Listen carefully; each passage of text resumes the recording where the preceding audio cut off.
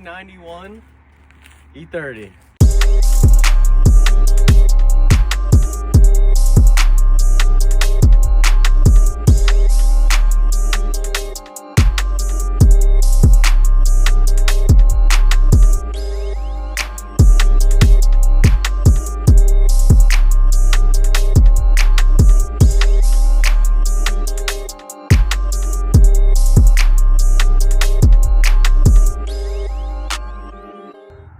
So I got this car for $600. As you can see, there's tons of parts in here. Paint's not that good, but I'm gonna show you why it was worth $1,600 to me. Now, it doesn't have a motor. No motor. No transmission. No transmission.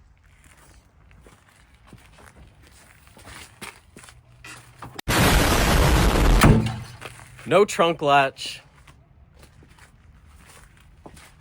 No brake lines. Well, it's got brake lines, but kind of messed up. But what we do have is a ton of good parts that made this car worth buying. And that's what we're going to go through today and kind of remove some of this stuff and lay out a plan. One of the main reasons I did want to buy this car is because, well, one, it has a clean title still, somehow. We'll explain that later. Two, it's got BC coilovers. And it's got a lot of other stuff that I would never have wanted to do, personally, but it's already done. Like, we have the stud conversion. We have 4x100 to 5x120 adapters. They're not like the safest or nicest things in the world, but I would have never spent the money, but I have them. And it's got other stuff in here that I need for mainly my daily driver, but you know, that thing's kind of all clapped right now. This car does have a welded diff, so the plan for it is going to make it a drift car, gutted drift car, and shaved engine bay. And I'll show you the motor we have now. So amidst all this other garbage, we do have a pretty built M20, which I'll go over not in here because it's kind of a mess. So yeah, like I said, that motor is an M20. It's the stock motor that came in these. However, it has a metric, I forget the name of it, but it has a high flow head. It's got shrink cams in it.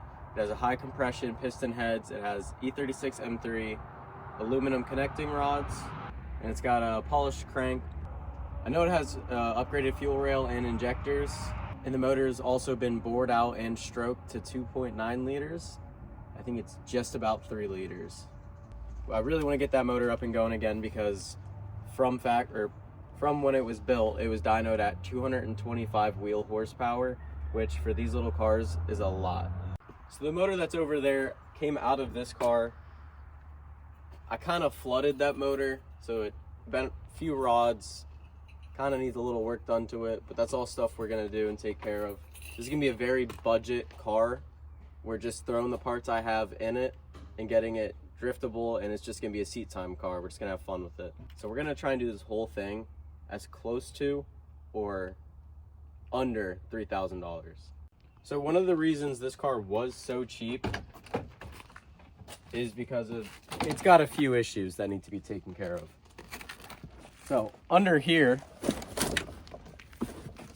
I actually haven't looked at this yet, but he tried to patch the floor pan himself and kind of left it unfinished. But that's not even the main issue.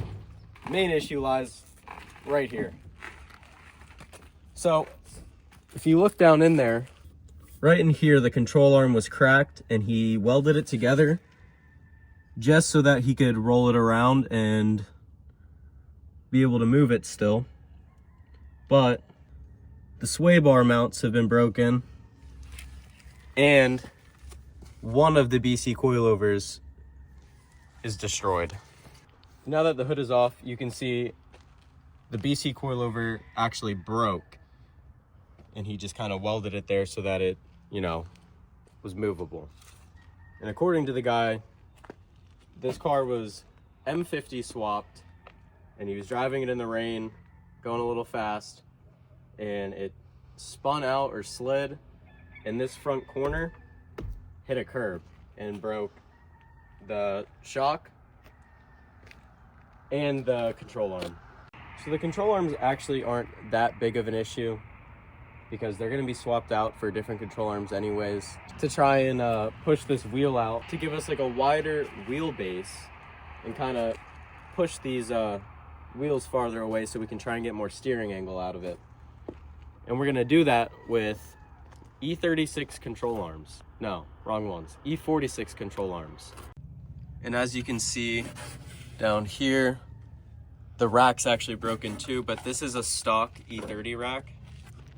And we're gonna be changing that out for an E36 or Z3 rack, which gives you more of like the E36 and Z3 rack has a different gearing, or whatever the hell you wanna call it.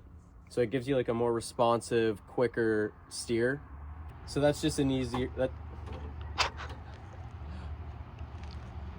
so doing those mods will make it a lot easier to drift and still be budget and not have like a full angle kit or some crazy wise fab whatever that I can't afford. So fuck.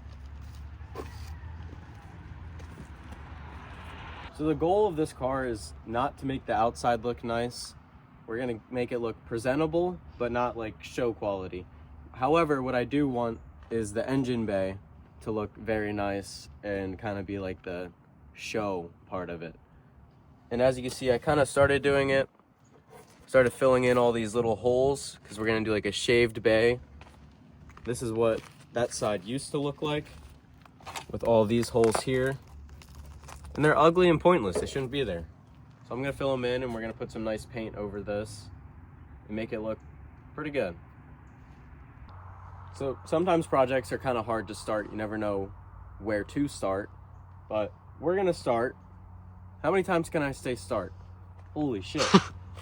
We're gonna take everything out of this car, address what we have and address what we don't need, so I can post stuff up for sale and try and make some money back to dump right back into this thing. We're gonna get these crusty fenders and other body parts out of this car. Kind of show you the damage that he did.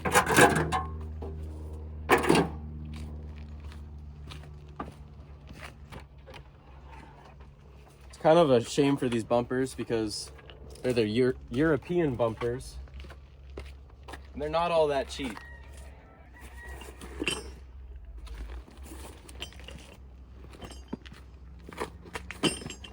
We're gonna take the carpet out and probably cut to a little time lapse of that now.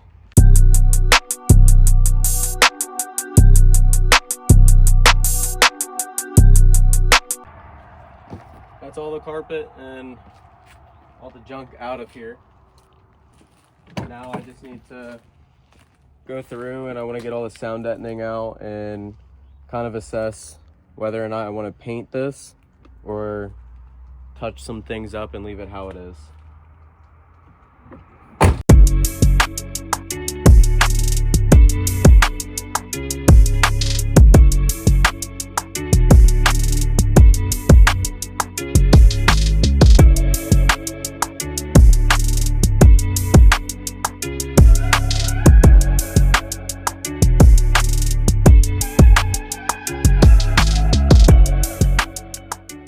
So these fenders and the hood and the front valence here, they all have a pretty good amount of damage. So I think I'm just gonna try and find fenders on Marketplace or somewhere that I can just slap on that are the same color, because this is the one that was crumpled in the crash and some of these bends are just, or creases, are just too much to pull back out or even do some body filler to. Especially because the guy pulled the lips out on both fenders. So I'm just not gonna mess with them. I'm just gonna get new okay-ish ones and slap them on. Same with the hood. It's got it's not the worst thing in the world. This hood doesn't have any clear coat on it at all, and it's got a pretty, all right crease in there, which is just gonna make it hard to open and shut the hood. I'd rather just pick one up for 50 bucks and slap it on. So the floor's actually not the worst ever, and the paint isn't all that bad. So I think what we're gonna do is we're gonna fully fix the floor, take all the stuff he had out, maybe reuse it. It depends on, you know, what he's got going on in there. And then we're just gonna touch up the paint, and we're gonna get some dry ice and get all that sound deadening off, and, you know, try and polish it up, make it look nice.